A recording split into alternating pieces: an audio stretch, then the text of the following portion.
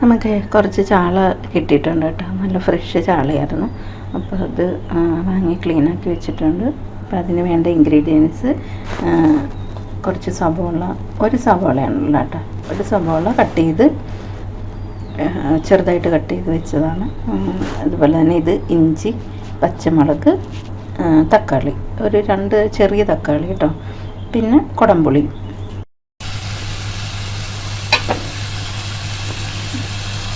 ഒരു കഷ്ണം കുടംപുളിയാണ് കേട്ടോ. അത് 3ആയിട്ട് ഞാൻ കീറിയിട്ടിരിക്കുന്നതാണ്.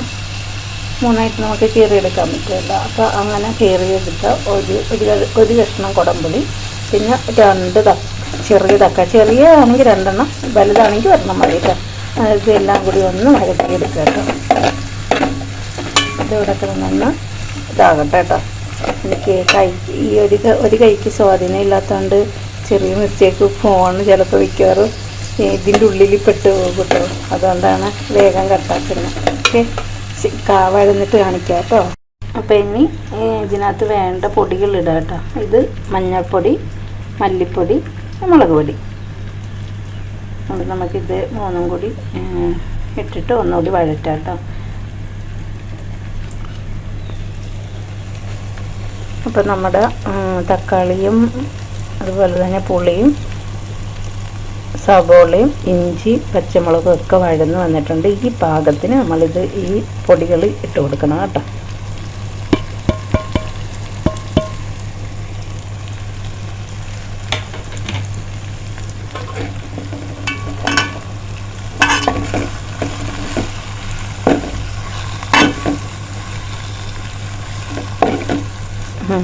ഇടത് കൈ കൊണ്ട്, സ്വാധീനമില്ലാത്ത കൈ കൊണ്ട് ചെയ്യുന്നുണ്ട് കേട്ടോ. ഇത് ഭാഷയില്ലാതെ ഇളക്കുന്നത്. അപ്പം വീഡിയോ ഫോൺ പിടിക്കാനും ആ കൈ കൊണ്ട് പറ്റത്തില്ല. അതുപോലെ തന്നെ എനിക്ക് ഒത്തിരി കാര്യങ്ങളൊന്നും ഈ കൈ കൊണ്ട് ചെയ്യാൻ പറ്റില്ല കേട്ടോ. അതുകൊണ്ടാണ് ചെറിയ മിസ്റ്റേക്ക് ഉണ്ടെങ്കിൽ ക്ഷമിക്കണം കേട്ടോ. ഞാൻ വീണ്ടും പറയാണ്, ചെറിയ മിസ്റ്റേക്കുകളുണ്ട്. ഇത് നന്നായിട്ട് വഴറ്റിയെടുക്കണം കേട്ടോ. ഞാൻ വഴറ്റുന്നത് ഞാനിപ്പോൾ കാണിക്കുന്നില്ല. ഓക്കെ, അത് വഴറ്റാൻ പറ്റാത്ത ഈ കൈ കൊണ്ട് ഫോൺ പിടിച്ചുകൊണ്ട് എനിക്കിത് ചെയ്യാൻ പറ്റാത്തതുകൊണ്ടാണ് കേട്ടോ.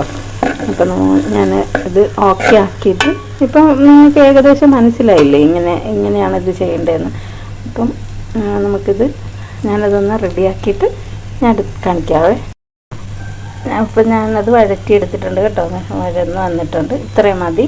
ഇനി നമുക്ക് ഇതിനകത്തോട്ടുള്ള വെള്ളം ആഡ് ചെയ്ത് കൊടുക്കാം കേട്ടോ.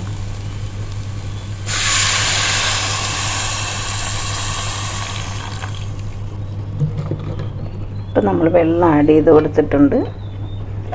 ഇതൊന്ന് പച്ചക്ക് ഒന്ന് തിളച്ച് വരണം കേട്ടോ.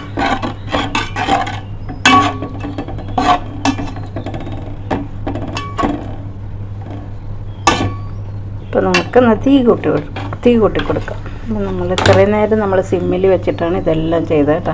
അപ്പോൾ നിങ്ങൾ ചെയ്യുമ്പോൾ ശ്രദ്ധിക്കുക, സിമ്മിൽ വെച്ച് ചെയ്യുക. മുളക് അധികം മൂത്ത് പോയാൽ മുളകിൻ്റെ എരിവ് വേണ്ടാത്ത ആൾക്കാർക്ക് കുറച്ചും കൂടി മുളക് ഒന്ന് മൂപ്പിച്ചെടുക്കാം കേട്ടോ. ഇവിടെ ഇച്ചിരി എരിവൊക്കെ വേണ്ടത് കൊണ്ടാണ് ഞാൻ ഇങ്ങനെ ആക്കിയത്.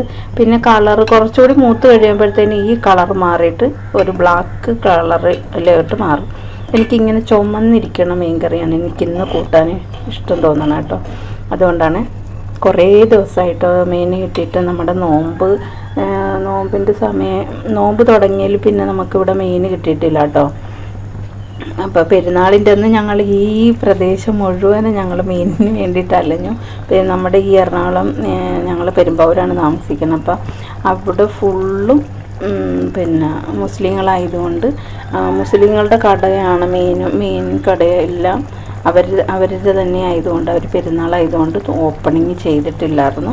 അതുകൊണ്ട് അന്നും നമുക്ക് പെരുന്നാളിൻ്റെ ഒന്നും മീൻ കിട്ടിയില്ല. അപ്പം നമ്മുടെ കറി ഏകദേശം തിളച്ച് വന്നിട്ടുണ്ട് കേട്ടോ. ഈ പരുവത്തിൽ നമുക്ക് മീനിട്ട് കൊടുക്കണം. ഞാൻ മീനിട്ടിട്ട് കാണിക്കാം. അയ്യോ ഗൈസ്, നിങ്ങളുടെ അടുത്ത് ഞാനൊരു കാര്യം കാണിക്കാൻ മറന്നുപോയി കേട്ടോ. ഞാൻ ഉപ്പിടാൻ മറന്നുപോയി കേട്ടോ. ഇപ്പം നമുക്ക് കുറച്ച് ഉപ്പിട്ട് കൊടുക്കാം. അപ്പം ഞാൻ കുറച്ച് ഉപ്പിട്ട് കൊടുത്തിട്ടുണ്ട് കേട്ടോ. അപ്പോൾ ഉപ്പിടാൻ ഞാൻ മറന്നുപോയി. പക്ഷെ ഉപ്പിടാൻ മറന്നെന്നല്ല, നമ്മൾ ഈ സമയത്ത് ഉപ്പിട്ടാലും കുഴപ്പമൊന്നുമില്ല. നമ്മൾ മീനിടുന്നതിനും തൊട്ട് മുമ്പ് ഉപ്പിടണം എന്ന് മാത്രമേ ഉള്ളൂ. മനസ്സിലായില്ലേ? അപ്പം മീൻ ഇപ്പം നല്ല സ്മെല്ലൊക്കെ വരുന്നുണ്ട് കേട്ടോ, നല്ല അടിപൊളി മണം വരുന്നുണ്ട്. ഇപ്പം തന്നെ ഈ കറി കൂട്ടി ചോറിനാൻ തോന്നുന്നുണ്ട്.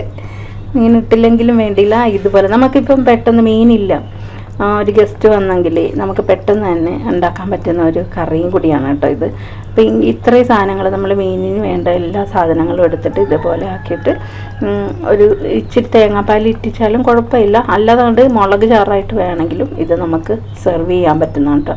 അപ്പോൾ ഈ മീൻ കൂട്ടാത്ത ആൾക്കാരുണ്ടല്ലോ, മീൻ കൂട്ടാത്ത ആൾക്കാർക്ക് വേണ്ടിയിട്ട് കൂടിയുള്ളൊരു മീൻ കറിയാണ്. ഇതുപോലെ ആക്കിയിരുന്ന നമുക്ക് സുന്ദരമായിട്ട് നല്ല നമുക്ക് അടിപൊളിയായിട്ട് ചോറുണ്ണാം കേട്ടോ, നല്ല സൂപ്പർ.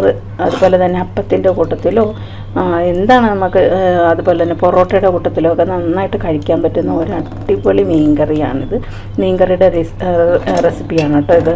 അപ്പോൾ നിങ്ങൾ എല്ലാവരും ട്രൈ ചെയ്ത് നോക്കണം. നോക്കിയിട്ട് ഇതിൻ്റെ ഫീഡ്ബാക്ക് എന്നെ അറിയിക്കണം. ഓക്കെ, അപ്പോൾ നമുക്ക് മീനിടാം കേട്ടോ. മീൻ ഞാൻ കഴുകി വാരി ഒക്കെ വെച്ചിട്ടുണ്ട്, അപ്പോൾ അത് എടുത്തിടട്ടെ.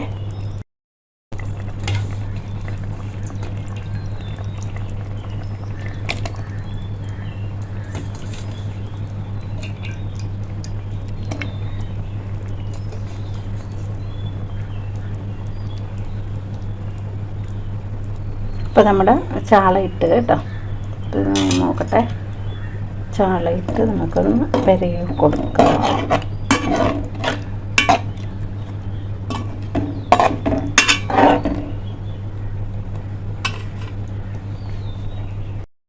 അപ്പോൾ നമ്മുടെ മീൻ കറി ഏകദേശം സെറ്റായി വന്നിട്ടുണ്ട് കേട്ടോ. ഇപ്പോൾ നമുക്ക് കുറച്ച് കറിവേപ്പില ഇട്ട് കൊടുക്കാം.